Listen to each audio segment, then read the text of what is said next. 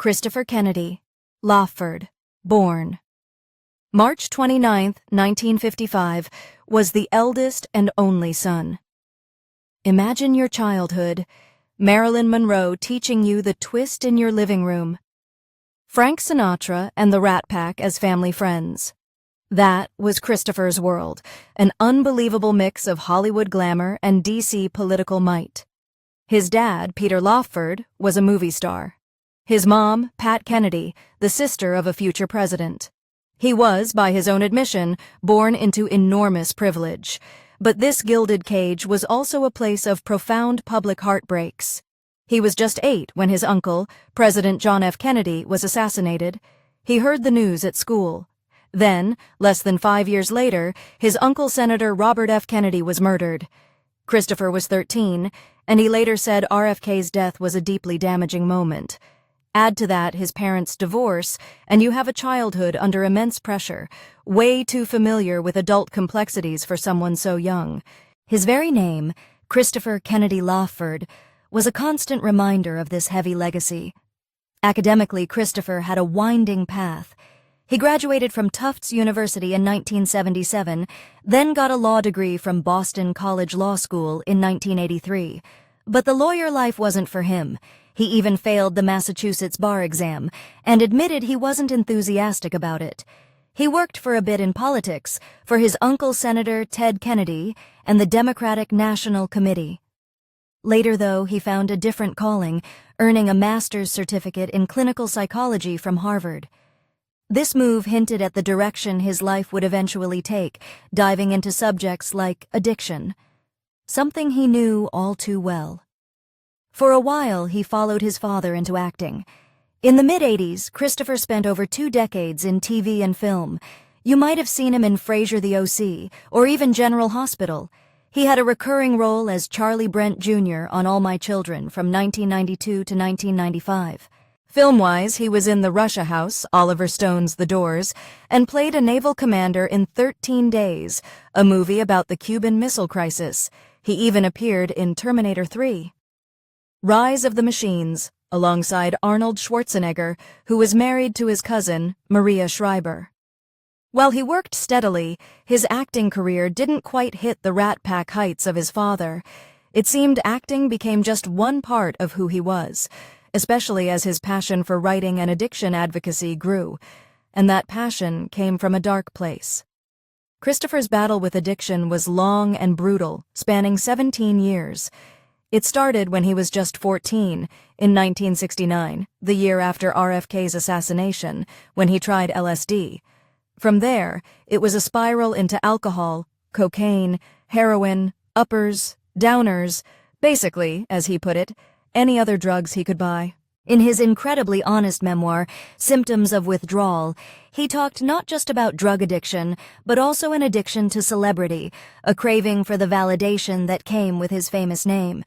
He admitted to lying, messing up jobs and relationships, blowing through money, and using his family name to get what he wanted. In 1980, he was arrested for impersonating a doctor to get drugs. His family connections reportedly helped him avoid charges. It was a public secret. He even showed up high to a fundraiser for his uncle Teddy Kennedy, with pictures splashed in the papers. The devastating turning point came in 1984. His cousin, David Kennedy, one of RFK's sons, and someone Christopher had used drugs with, died of an overdose. That was the wake-up call. David's death forced Christopher to confront his own demons and get serious about recovery, and he did. By the time he published Symptoms of Withdrawal in 2005, he'd been sober for 2 decades. Around 2016, he marked 30 years clean. His recovery wasn't just about stopping drugs. It was a total internal shift. He took full responsibility for his past, blaming no one, even while admitting a family tendency towards addiction. He famously said, "My greatest liabilities have become my greatest assets, finding purpose in giving back." He even named his son, David Christopher Kennedy Lawford, after his late cousin, a powerful symbol of remembrance and a commitment to breaking the chain of addiction in his family. Authorship became his new platform. Symptoms of Withdrawal was a New York Times bestseller, a raw, honest look into the Kennedy and Lawford worlds, his addiction and his redemption. It was hailed as the first really candid memoir from a Kennedy family member.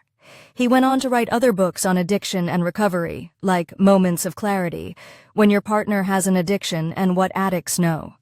Christopher became a tireless activist. For 2 decades, he traveled the U.S. speaking openly about his journey. He worked with the UN, the White House Office of National Drug Control Policy, and the World Health Organization. He was a consultant for care and treatment centers, sharing his story to help others. He didn't just talk. He helped set up an opiate dependency clinic in Boston and lectured on addiction at Harvard and Columbia. His message was one of hope, that overcoming great adversity is possible. Christopher was married 3 times and had 3 children with his first wife, Jeannie Olson, David, Savannah, and Matthew. He took immense pride in the fact that his children only knew him as a father in recovery. Sadly, Christopher Kennedy Lawford died on September 4, 2018, at 63. From a heart attack he suffered at a yoga studio in Vancouver, Canada. While he lived clean for decades, it's possible those 17 years of heavy drug use took a toll on his heart. Number 3. Sidney Malaya Kennedy. Lawford, born on August 25th or 26th, 1956 in Santa Monica. If Christopher's life was a public roller coaster, Sidney's story is one of remarkable discretion. She too was born into that unique blend of Kennedy political clout and Lawford Hollywood charm. Her childhood was steeped in these 2 worlds.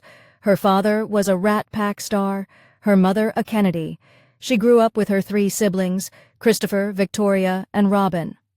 A significant event in her youth was her parents' divorce in 1966. While her brother Christopher later embraced a very public life, Sidney chose a different route. On September 17, 1983, Sidney married James Peter McKelvey Sr. at a ceremony in Centerville, Massachusetts, attended by many Kennedys and celebrity friends. They had children, some sources say 8, others list 4 sons, James Jr., Christopher, Patrick, and Anthony. What's clear is their dedication to keeping their children largely out of the public spotlight that often trails the Kennedy family. It's interesting to see how legacy continues, though. Her son, Christopher K. McKelvey, served in the U.S. military, and Sidney and her husband were photographed awaiting his return from Operation Enduring Freedom in 2013. And one of her grandsons, also named Christopher McKelvey, is reportedly involved with K Ventures, a venture capital firm, and serves as a trustee at the Joseph P. Kennedy Jr. Foundation. So the commitment to service and family philanthropy continues, even if more quietly. Sidney's own godmother was Jacqueline Kennedy Onassis, highlighting the close-knit nature of the family. Professionally, Sidney reportedly pursued a career in nursing. It's said she worked as a nursing assistant in college and later became one of the first new graduate nurses in the MDI hospital emergency room. This choice is quite telling. The Kennedys are known for public service. Often in politics are grand philanthropic gestures. Her father and brother were actors, very public figures. Nursing, especially in an ER, is demanding, direct, hands-on service, often performed far from any spotlight. It suggests a deep personal commitment to making a tangible difference in people's lives, on her own terms, separate from the traditional paths of her famous families. While she's maintained a private life, Sidney has appeared at family events and charitable functions over the years. She attended the Kennedy Child Study Center benefit in 1991 with her mother and sister Robin, and was seen with her cousin Caroline Kennedy at an RFK pro-celebrity tennis tournament. More recently, in 2019, she traveled to Ireland for the opening of an exhibition about a long-standing Kennedy family friend. Her participation seems to be supportive of family causes rather than forging her own distinct public philanthropic identity. She also joined a family trip to Cuba in 2002 for the 40th anniversary of the Cuban Missile Crisis, showing engagement with pivotal family historical moments. Living with the Kennedy Lawford name is a massive undertaking. The intense public fascination, the weight of history, it's a lot. Sidney's relatively low public profile, especially compared to her brother or many Kennedy cousins, is striking. She doesn't give many interviews, write memoirs, or seek media attention. Number 2. Victoria Frances Lockford. Born November 4, 1958, in Santa Monica, was the third child. Like her siblings, she was immediately immersed in the twin legacies of Kennedy politics and Lockford stardom. Her christening in Washington, D.C., attended by her uncle, then Senator John F. Kennedy, was an early sign of the Kennedy dynasty's deep influence on her life. Her parents, Peter Lockford of Rat Pack fame, and Patricia Kennedy, sister to JFK, RFK, and Ted Kennedy, created a childhood world where Hollywood glamour met East Coast political power. Victoria grew up with her siblings, Christopher, Sidney, and Robin, witnessing the family's triumphs like her uncle's presidency, and enduring profound tragedies like the assassinations of JFK and RFK during her formative years. These experiences, unfolding under an intense global spotlight, might have shaped a desire for a more private, controlled personal life. Victoria married Robert B.B. Pender, Jr. Together, they had 3 daughters: Alexandra Lockford Pender, born 1988, Caroline Patricia Pender, born 1990, and Victoria Rose Pender, born 1993. In various biographical entries, Victoria is consistently identified as a homemaker. This suggests her primary focus after marriage was her family and raising her children, a path that diverges from many Kennedy women of her generation who pursued highly visible careers. While Victoria herself has maintained a low public profile, her husband and eldest daughter have more public-facing careers. Robert B.B. Pender, Jr. is a co-founder of Venture Global LNG, a major player in the liquefied natural gas market. He's had a distinguished career in law and energy, previously heading the project and international finance group at Hogan and Hartson, now Hogan Levels, and even had early roles on a U.S. Senate committee and in the White House counsel's office.